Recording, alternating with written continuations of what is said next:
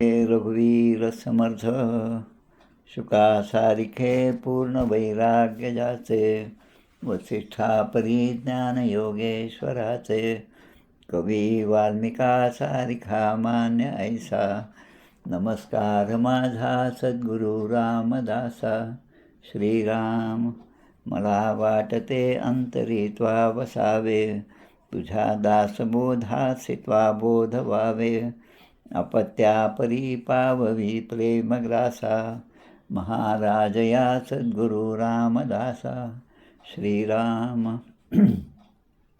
श्रीकृष्ण गोविंद हरे मुरारे हे नाथ नारायण वासुदेव प्रद्युम्न दामोदर विश्वनाथ मुकुंद विष्णोर्भगवन् नमस्ते सच्चिदानन्दरूपाय विश्वोत्पत्त्यादिहेतवे तापत्रयविनाशाय श्रीकृष्णाय वयं नमः कृष्णाय वासुदेवाय हरये परमात्मने प्रणतक्लेशनाशाय गोविन्दाय नमो नमः वसुदेवसुतं देवं कंसचाणूरमर्दनं देवकी परमानन्दं कृष्णं वन्दे जगद्गुरुं कृष्णकमलपत्राक्षं पुण्यश्रवणकीर्तनं वासुदेवै जगद्योनिं नौमि नारायणं हरिं कृष्णकृष्णेति कृष्णेति यो मां स्मरति नित्यशः जलं भित्त्वा यथा पद्मं संसारात् उद्धराम्यहं कृष्णाय वासुदेवाय देवकीनन्दनाय च नन्दगोपकुमाराय गोविन्दाय नमो नमः नमः पङ्कजनाभाय नमः पङ्कजमालिने नमः पङ्कजनेत्राय नमस्ते पंकजांग्रे गोपाल कृष्ण भगवान की जय जय जय रघुवीर समर्थ श्री भगवानुवाच ज्ञानं परमगुह्यं मे यद्विज्ञानसमन्वितं सरस्यं तदङ्गं च ग्रहाणगदितं मया यावानहं यथा भावो यद्रूपगुणकर्मकः तथैव तत्त्वविज्ञानमस्तु ते मदनुग्रहात् अहमेवासमेवाग्रे नान्यद् यत्सदसत्परं पश्चादहं यदेतच्च यो वशिष्येत सोऽस्म्यहं मृतेऽर्थं यत् प्रतीयेत् न प्रतीयेत् चात्मनि तद्विद्यादात्मनो मायां यथा भासो यथा तमः यथा महान्ति भूतानि भूतेषु चावचेष्वनो प्रविष्टान्यप्रविष्टानि तथा तेषु न चेष्वहम् एतावदेव जिज्ञास्यं तत्त्वजिज्ञासुनात्मनः अन्वयव्यतिरेकाभ्यां यत्स्यात् सर्वत्र सर्वदा एतन्मतं समातिष्ठ परमेण समाधिना भवान् कल्पविकल्पेषु न विमुह्यति कर्हिचित् गोपाल कृष्ण भगवान की जय। दशमस्कंध उत्तरार्ध। जरासंध युद्ध द्वारका निर्माण 50व्यात केले कथन भस्म झाला काले वन मुचुकुंद कथा 51। बलराम विवाह द्वारका गमन रुक्मिणीचे पत्र पावला श्रीकृष्ण त्याचा अध्याय 52 रुक्मिणी हरण 53।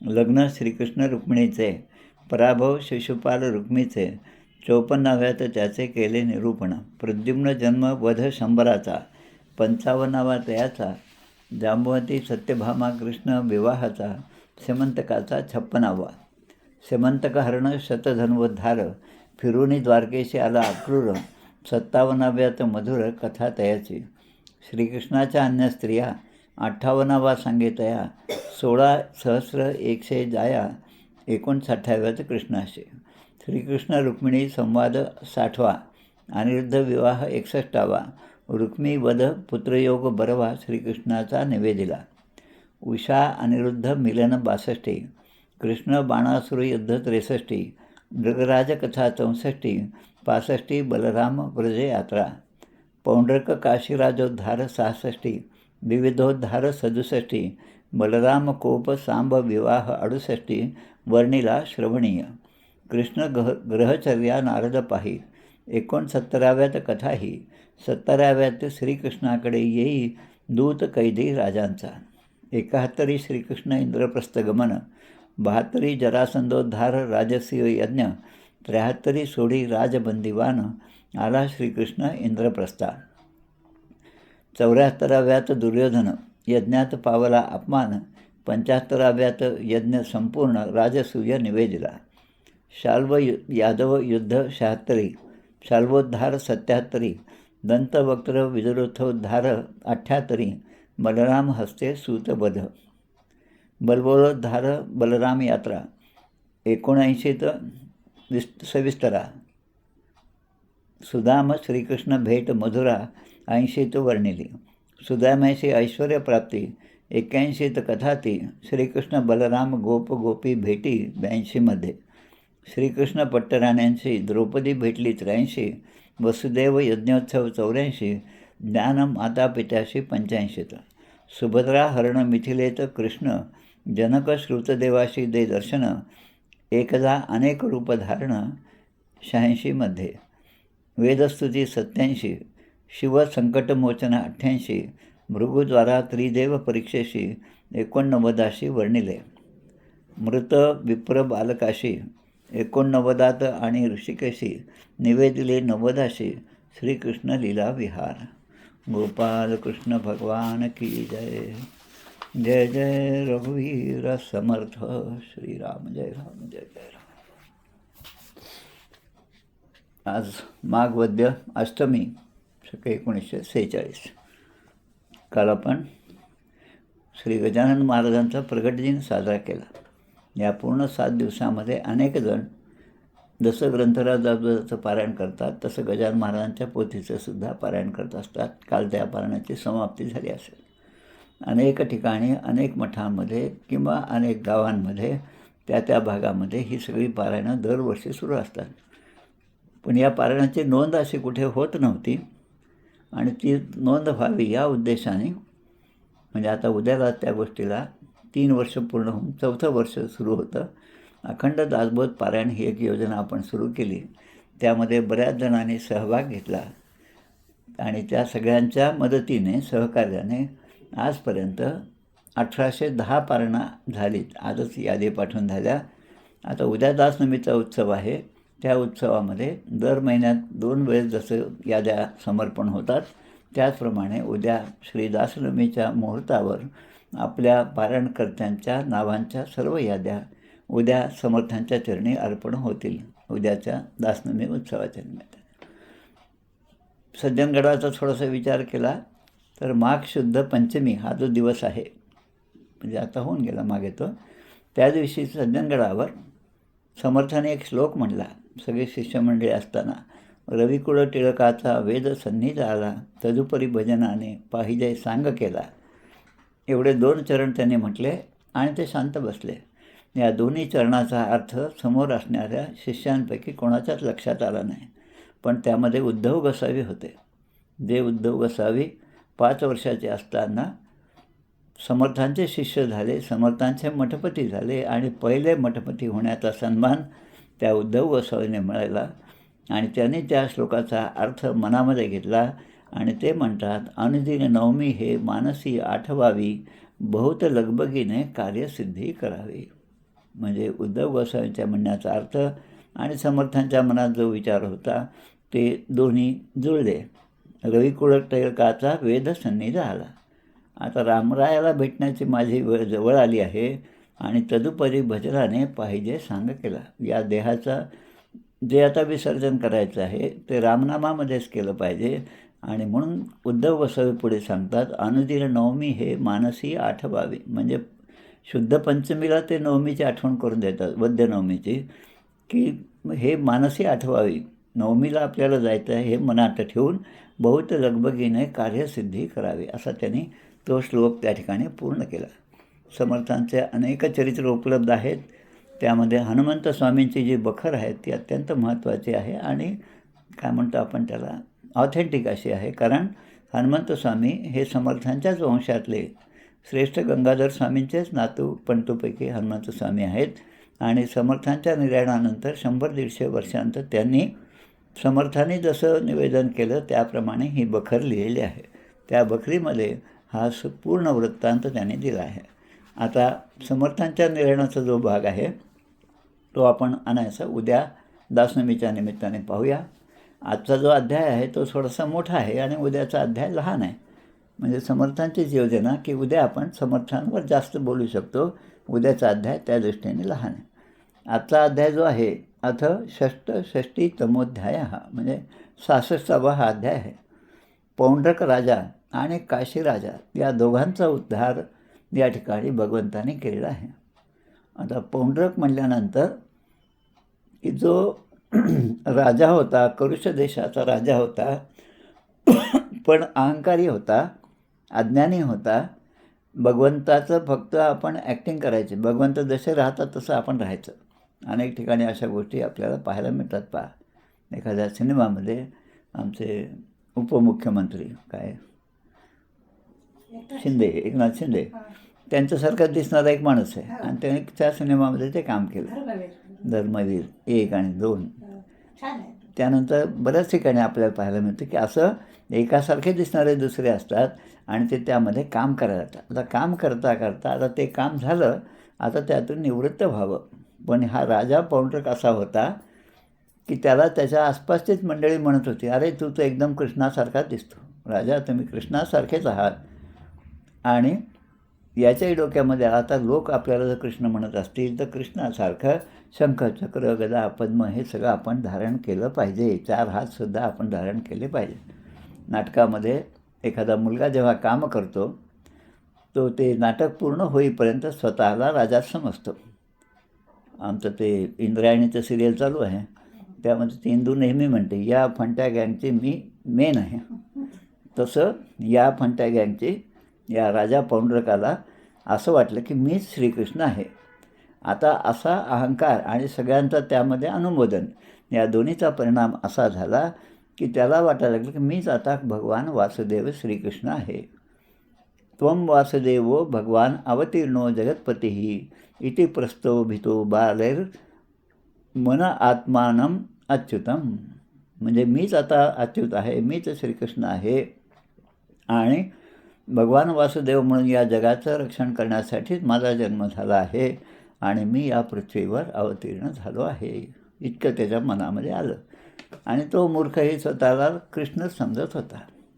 सगळं नाटक केलं आणि सगळे शस्त्र वगैरे हातामध्ये घेतले, शंख, चक्र सगळं आहे आणि आता इतरांच्या सांगण्याप्रमाणे राजा हलक्या कानाचा असला तर काय होतं याचं हा उदाहरण आहे.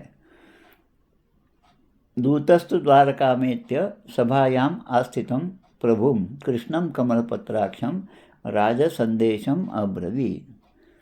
आता जे त्याच्याबरोबरचे लोक आहेत, म्हणजे आपल्याबरोबरचे जे मंडळी आहे, ज्यांच्या सत्संगात ज्यांच्या संघामध्ये आपण राहतो, तीसुद्धा चांगलीच असली पाहिजे.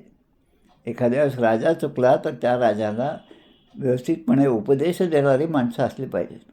आणि असे नसेल तर काय होतं हे आजकाल राजकारणामध्ये आपल्याला दिसून येतं की एकाच्या दिवसभराच्या बडबडीमुळे त्याचा जो राजा, त्याचा जो प्रमुख, त्याचा जो पक्षप्रमुख म्हणूया आपण, म्हणजे सगळ्यांचं लक्षात येईल, त्याचं कसं नुकसान होतं हे आपण सगळीकडे जसं पाहतो तसं या ठिकाणी या पौंड्रकाने आपला एक दूत भगवान श्रीकृष्णाकडे पाठवला आणि त्याबरोबर संदेश दिला. राजसंदेशम अब्रवीत. राजाने दिलेला संदेश त्या दूताने भगवान श्रीकृष्णाच्या द्वारकेच्या सभेमध्ये येऊन जसा त्या तसा सांगितला. वासुदेव अवतीर्णो अहम एक एव न च अपरः चापरः च अपरः. म्हणजे वासुदेव श्रीकृष्ण हा मीच आहे, अहम एक, आणि एव न च अपरः, माझ्यासारखा वासुदेव श्रीकृष्ण माझ्यासारखा दुसरा कोणीही नाही ज्याच्याशी माझी तुलना होऊ शकते, असा त्याचा संदेश त्या ठिकाणी सांगितला. आणि मीच एक मात्र वासुदेव आहे, दुसरा कोणी नाही, असं त्याने खोटं जे आहे पण अगदी रेटून बोल, खोटं बोल पण रेटून बोल, असं तो या ठिकाणी सांगायला लागला.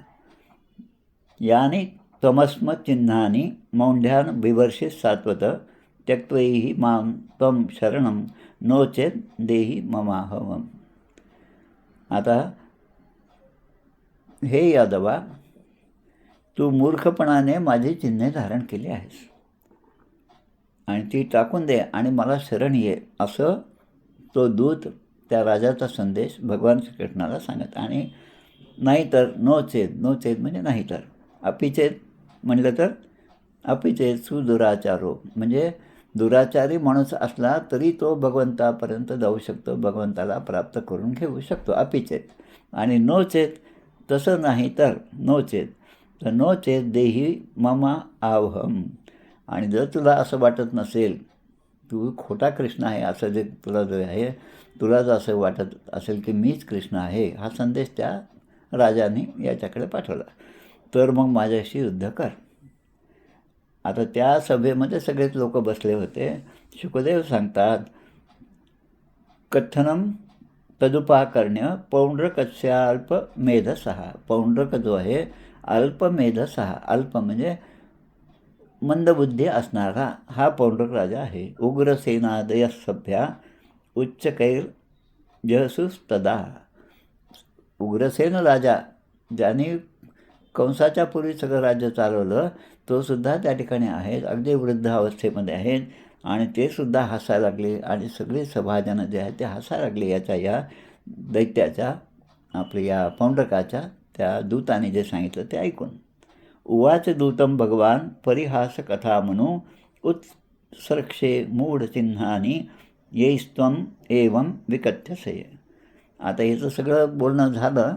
आता भगवान श्रीकृष्ण उत्तर देतात, तूच आपला जाऊन आपल्या राजाला सांग की मी माझा चक्र इत्यादी चिन्हे जी आहेत ती चिन्ह आणि ज्या साथीदारांच्या चिथावणीवरून हा दूत त्या राजाने पाठवला त्या सगळ्यांना, म्हणून मी आता सांगतो की मी माझ्याजवळ जी असणारी चिन्ह आहेत, तू म्हणतोस की माझे जे सगळं शंख चक्र गदा पद्म हे चिन्ह मी धारण करणं चुकीचं आहे आणि मी ते सोडून द्यायला पाहिजे, हे तुझं म्हणणं आहे. पण वेळ आली तर मी ही सगळी चिन्ह वापरून तुझा नाश करेन आणि त्यावेळी तुम्हा लोकांना, या पौंड्रक राजा आणि त्याच्या साथीदारांना या जगामध्ये कुठेही तोंड दाखवायला जागा राहणार नाही. भविता शरणम शुनाम. कुत्र्यांनासुद्धा तुम्हाला शरण जावं लागेल, म्हणजे वेळ पडली तर आपण गाढवालासुद्धा बाप बनवतो असं आपण जसं म्हणतो, तशी वेळ तुमच्यावर येईल आणि तुम्ही सगळं राज्य सोडून इकडे तिकडे भटकू लागा. इति दूतस्तदाक्षेपम स्वामिने स्वरूपम आहरत कृष्णोपीर्थमास्थाय काशीम उपजगामः. हा दूतांना दिलेला भगवान श्रीकृष्णाचा संदेश जो होता तो जाऊन आपल्या राजाला, पौंड्रक राजाला जसाच्या तसा तिकडे जाऊन सांगितला. आता इकडे भगवंताने तो सगळा प्रकार पाहिला, ऐकला, त्यावर विचार केला आणि स्वतः श्रीकृष्णाने रथावर आरूढ होऊन त्या काशीनगरीवर चढाई केली. आता काशीनगरीवर का केली? काशीम उपजगामः.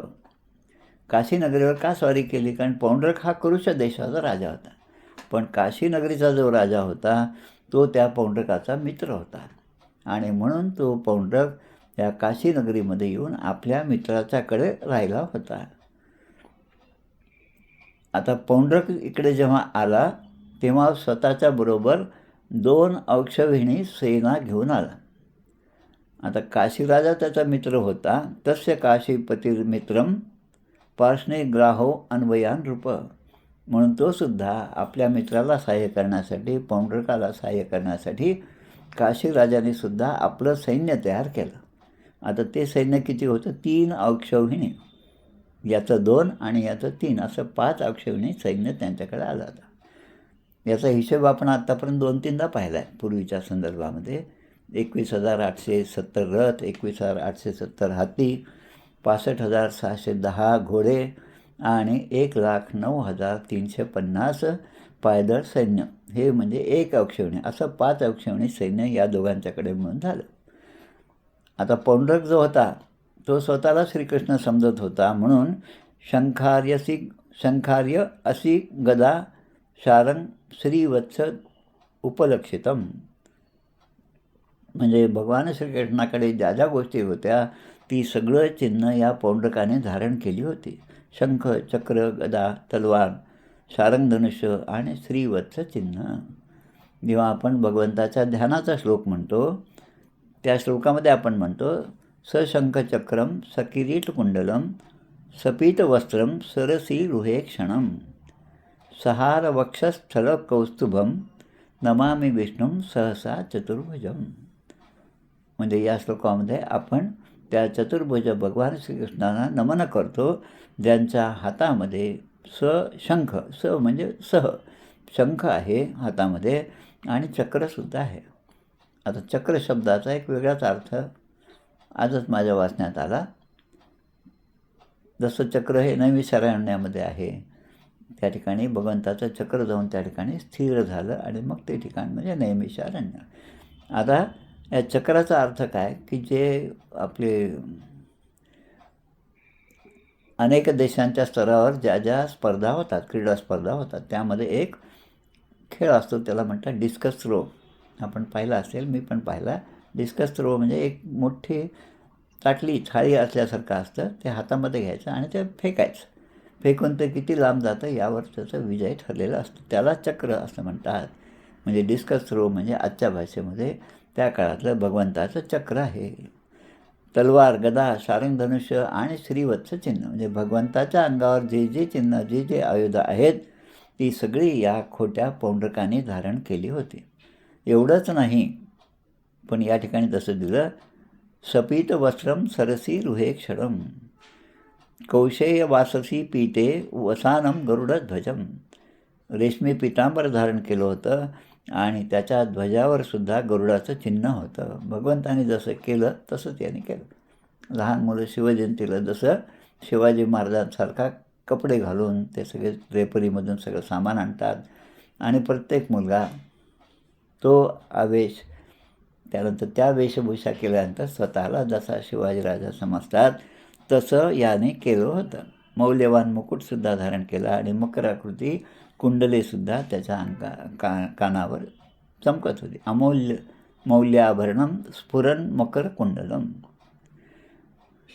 जसं एखाद्या नटाने रंगभूमीवर वेश करावा तसा तो सगळा वेश पाहिला आणि तो जेव्हा भगवान श्रीकृष्णाच्या समोर आला तेव्हा भगवंतांना हसू आलं. आता शत्रूंनी श्रीकृष्णावर त्रिशूल, गदा, मुद्गर, शक्ती, वृष्टी, प्रास, तोमर, तलवारी, पट्टिश आणि बाण या शस्त्रांचा उपयोग केला आणि मारा केला.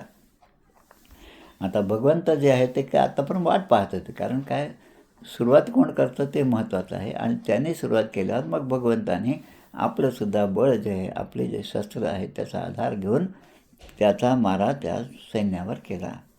अयोधनम तद्रथा वाजिकुंजर द्विपद खरोष उष्ट्रैर क्रीडावख खंडितैही. म्हणजे रथ, हाती, घोडे, सैनिक, गाढवं, उंट एवढे सगळे जे समोर होते समोरच्या शत्रूच्या सैन्यामध्ये, त्या सगळ्यांना मारलं. आणि ते सगळं क्रीडास्थळ किंवा ते जे युद्ध झालं ते ठिकाण म्हणजे असं वाटायचं की भगवान शंकराचा तांडव नृत्य त्या ठिकाणी चालू आहे. एवढा नरसंहार, एवढा त्या हत्ती घोड्या रथांचा संहार त्या ठिकाणी झाला. आता हा पौंड्रकम शौरीर भो भो पौंड्रक यद भवान. भगवंताने आता त्याला हाक मारले, भो भो. संस्कृतमध्ये भो भो म्हणजे हे संबोधन आहे, त्याला बोलवा लागले ते, की ते म्हणतात, हे पौंड्रका, तू दूताद्वारे मला जी जी चिन्ह सोडायला सांगितली होती तीच आता मी तुझ्यावर सोडतो. आता भगवंताने आपले जे चिन्ह होते, शंख चक्र जे आहेत ते घेऊन आता त्या शत्रू सैन्यावर मारायला सुरुवात केली आणि त्याचं श्रीकृष्णाने त्याला अशा प्रकारे खडसावून तीक्ष्ण बाणांनी वर्षाव केला. जसं इंद्र आपल्या वज्राने एखाद्या कठीण अशा पर्वतालासुद्धा भेदून टाकतो, तसं त्याने याचं मस्तकच उडवून टाकलं, पौंड्रकाचं. आता पौंड्रकाचं मस्तक उडवल्यानंतर तथा काशीपते कायात छिर उत्कृत्य पत्रिभी. भगवंताने आपल्या बाणाने काशी नरेश जो होता समोर युद्धासाठी आलेला, 3 अक्षौहिणी सैन्य घेऊन त्याला मदत करायसाठी आलेला, त्याचंसुद्धा मस्तक उडवलं आणि ते असं उडवलं की ते काशीपुरीच्या काशीनगराच्या प्रवेशद्वारावर जाऊन पडलं. आता इथे छान उपमा दिली आहे, ती कसं पडलं ते, तर त्यामध्ये म्हणतात की जसं एखाद्या तलावामध्ये कमळ विकसित व्हावं किंवा कमळाच्या कळ्या त्यामध्ये आहेत, त्याचा देठ आहे आणि कळी आहे. एखादा सोसाट्याचा वारा आल्यानंतर त्या देठापासून ते कमळाची कळी वेगळी होते आणि कुठेतरी भूपृष्ठावर जाऊन जसे पडते, तसं याचं मस्तक जे आहे ते काशीराजाचं ते उडून त्या काशीराजाच्या मुख्य काशीच्या प्रवेशद्वाराजवळ जाऊन पडलं. आणि ते पडल्याबरोबर इकडे पौंड्रक जो आहे, आता या पौंड्रकाची अवस्था अशी होती खरं म्हणजे की तो नेहमी भगवंताचं चिंतन करत होता. म्हणजे नाटकात त्याने रूप घेतलं हे ठीक आहे, पण चिंतनसुद्धा भगवंताचं केलं. आणि त्या चिंतनाने भगवंताच्या सतत स्मरणाने काय होतं, अखंड स्मरण करावे भगवंताचे. त्याने काय होतं तर आपण आपल्या आत्तापर्यंत केलेल्या पापाच्या बंधनातून आपण मुक्त होतो.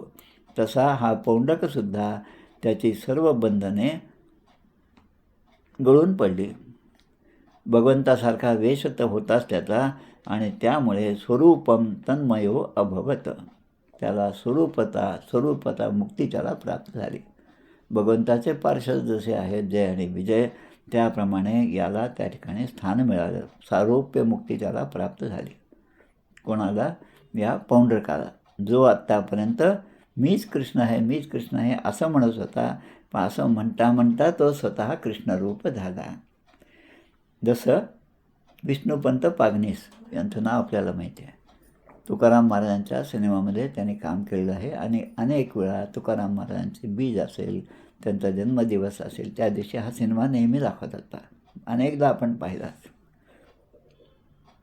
आता तुकाराम महाराज स्वतः कसे होते त्या काळातले हे तर आपण पाहिलं नाही, पण या विष्णुपंत पागनीसांना मात्र आपण त्या रूपामध्ये पाहिलं.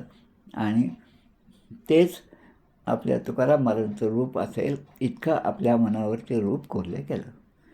आता या विष्णुपंत पागनीसांच्याबद्दल असं म्हणतात की हे सगळं सिनेमाचं शूटिंग झालं, सगळं झालं तेव्हा त्याचे प्रोड्युसर जे आहेत ते त्यांना भेटायला गेले आणि त्यांना ते मानधन म्हणून काही पैसे द्यायला गेले.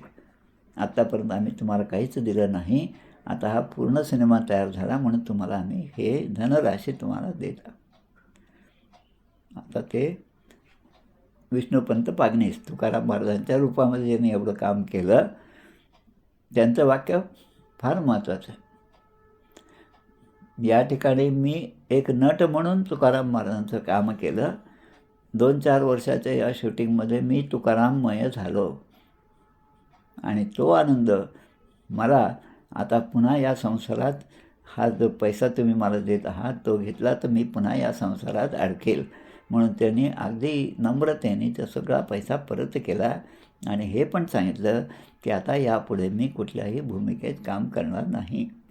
तसं या ठिकाणी पौंडरकाला भगवंताचं स्वरूप प्राप्त झालं. आता काशीराजाचा जो नरेश आहे त्याचं मस्तक उडालं आणि त्या ठिकाणी जाऊन पडलं. तेव्हा लोक ते पाहू लागले की या आपल्या मुख्य प्रवेशद्वाराजवळ हे कोणाचं मस्तक आहे. कारण जेव्हा मस्तक धड म्हणजे पूर्ण शरीर जेव्हा असतं तेव्हा माणूस पटकन ओळखू येतं. पण एखाद्याचा हाताचाच फोटो काढला, पायाचाच फोटो काढला किंवा डोक्याचाच फोटो काढला तर तो तेवढा ओळखू येत नाही, कारण तशा रूपात आपण त्याला पाहिलेलं नसतं. आणि म्हणून सगळ्यांना ते आश्चर्य वाटतं, हे कोण आहे. त्यामुळे मग काशीराजाचं हे मस्तक आहे हे सगळ्यांच्या लक्षात आलं, समजलं.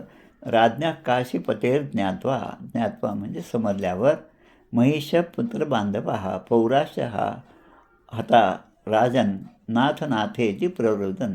आता सगळे लोक त्यांना समजल्यामुळे त्या काशीराजाच्या राण्या, पुत्र, बांधव, सगळे नातेवाईक, नागरिक आता हे हाय करू लागले. आमचा सर्वनाश झाला, आमचा राजा मारला गेला म्हणून मोठ्याने रडू लागले.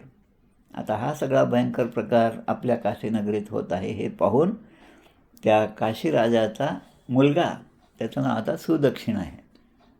आधी आपण पाहिलं सुदेक्षण, जो रुक्मिणीचं पत्र घेऊन तिकडे गेला होता कृष्णाकडे. आता याचं नाव आहे सुदक्षिण. त्याचा पुत्र होता. त्याला खूप संताप आला, पण आपल्या वडिलांचा अंत्यसंस्कार जो आहे तो त्याने चांगल्या प्रकारे केला. आणि पित्याच्या ऋणातून मी मुक्त व्हावा या आज्ञेने आता माझ्या पित्याला ज्यांनी मारलं त्याचाच मी वध करेन असा एक संकल्प त्यांनी मनामध्ये केला. आणि तो एकाग्रतेने भगवान शंकराची उपासना करू लागला.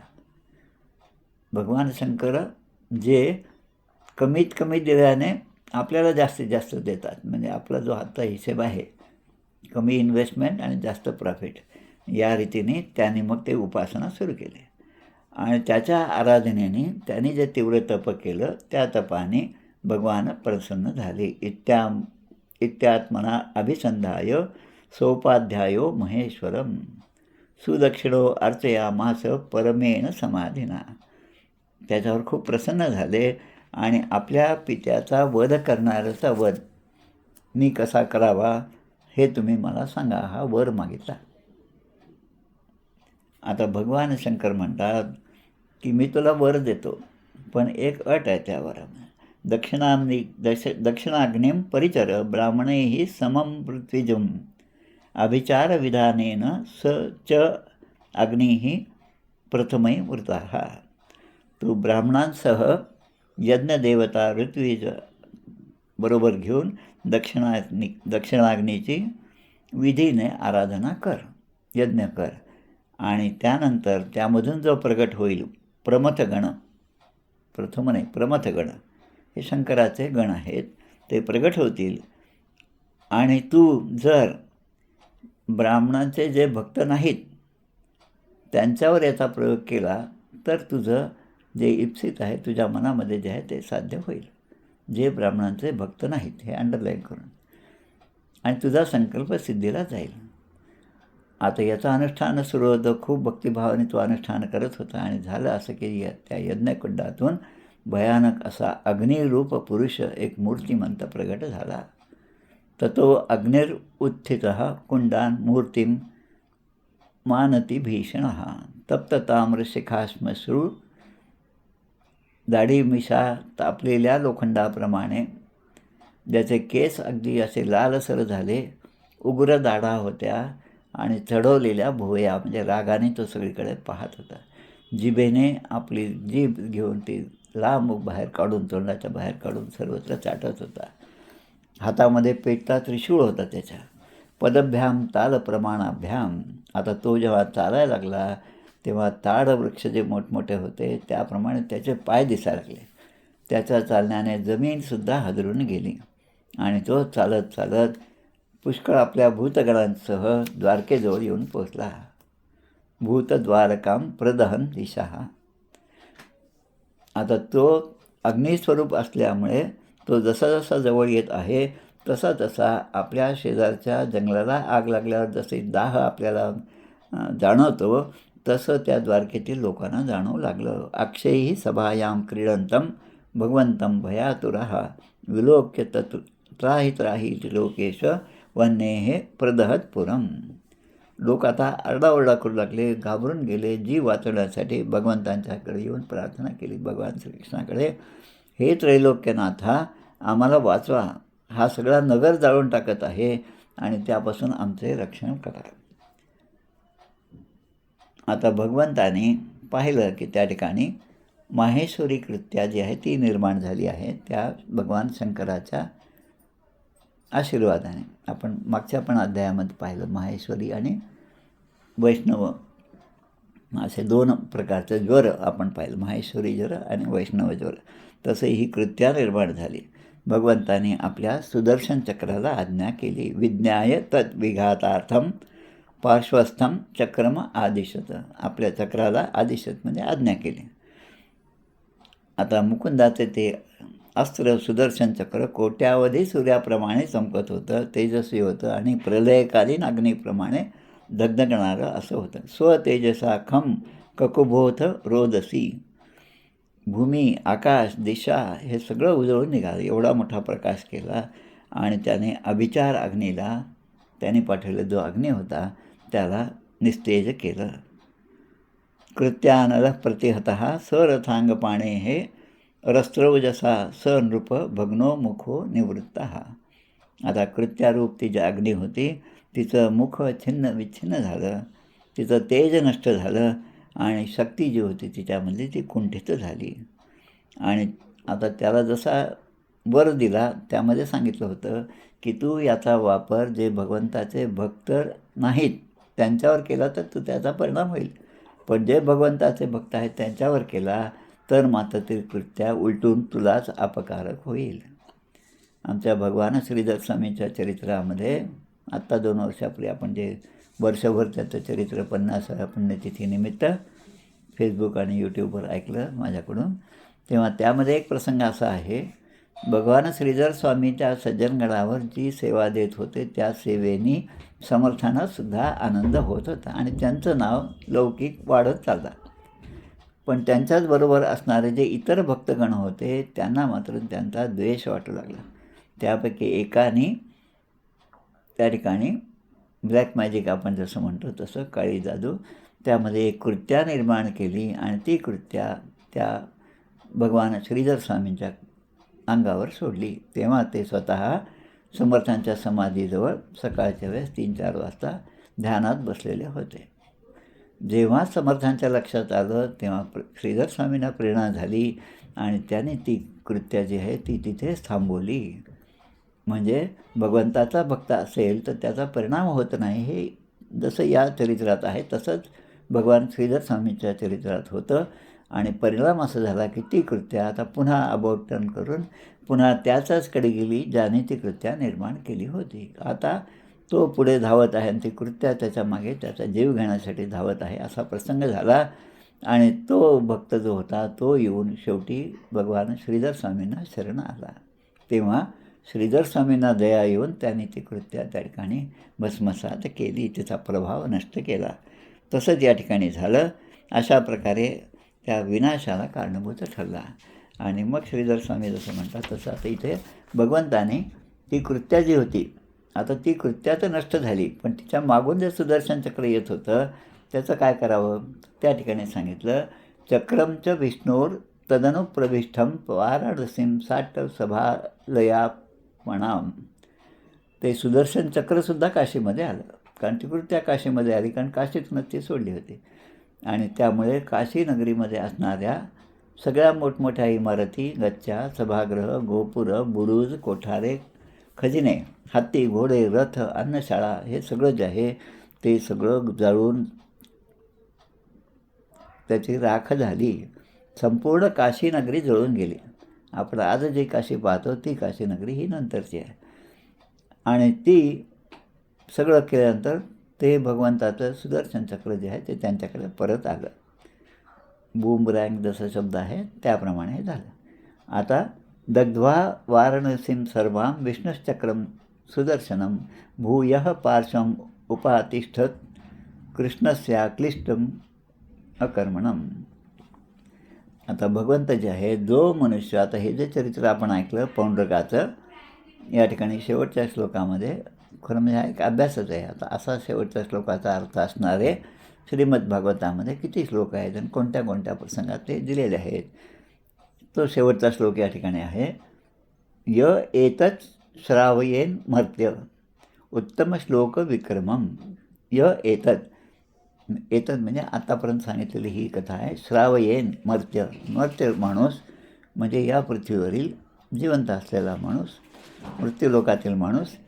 श्रावयेन जो असं चरित्र श्रवण करतो, उत्तम श्लोक विक्रमम भगवंताचा विक्रम पराक्रम त्याचं जो श्रवण करतो, ऐकतो, समाहितो वा शृणुयात किंवा दुसऱ्याला ऐकवतो, त्याची सर्व पापांपासून मुक्ती होते. शृणुयात सर्व पापैही प्रमुच्यते, म्हणजे सगळ्या प्रकारच्या पापापासून त्याची मुक्ती होते. असं म्हणत हा अध्याय या ठिकाणी पूर्ण होतो. इथे श्रीमद्भागवते महापुराणे पारमहंस्यां संहितायां दशमस्कंधे उत्तरार्धे पौंड्रक आदि वधो नाम षट्षष्टितमोऽध्यायः. श्रीकृष्णार्पणमस्तु. आता उद्याचा अध्याय जो आहे तोही तसा लहानच आहे त्या मानाने. 67वा अध्याय द्विविधाचा उद्धार. पौंड्रक झाला, आता द्विविधाचा उद्धार तो आपण आता उद्या पाहणार आहोत. थांबूया आपण या ठिकाणी, आरती म्हणूया. जय हो जय श्री भागवता, आरती करी तुझ भगवंता. जय हो जय श्री भागवता, आरती करी तुझ भगवंता. श्री शुकमुनीने परम भक्तीने नाना परीने गायले जा हरिचरिता. आरती करी तुझ भगवंता. वेदतरुचे मधुर फळ स्वादुरसे जे सोज्वळ आत्मा राम मुनी अचळ सेवुनी करीती जन सफळ महापर्वणी आली अवनी की अगहरणी भवजलतरणी ती पतिता आरती करी तुझ भगवंता येथे व्यासांची वाणी सार्थक हरिगुण गावोनी शास्त्र पुराणी मुकुटमणी परम प्रेमामृत जननी सहज सेविता भाविक भक्ता उदारदाता मोक्ष तत्वता देहाता आरती करी तुझ भगवंता गमते जणु मानस तीर्थ द्वादश सोपाने युक्त निर्मल भक्ती जले भरित विहरे हरिहंस चितेथ श्लोक सुखमले संत अलिकुले सेवुनि रमले भान विसरले रस पिता आरती करी तुझ भगवंता अपार महिमा ग्रंथाचा वदवे ना कोणासाचा मेवा कविवर संतांचा प्राणची कीर्तनकारांचा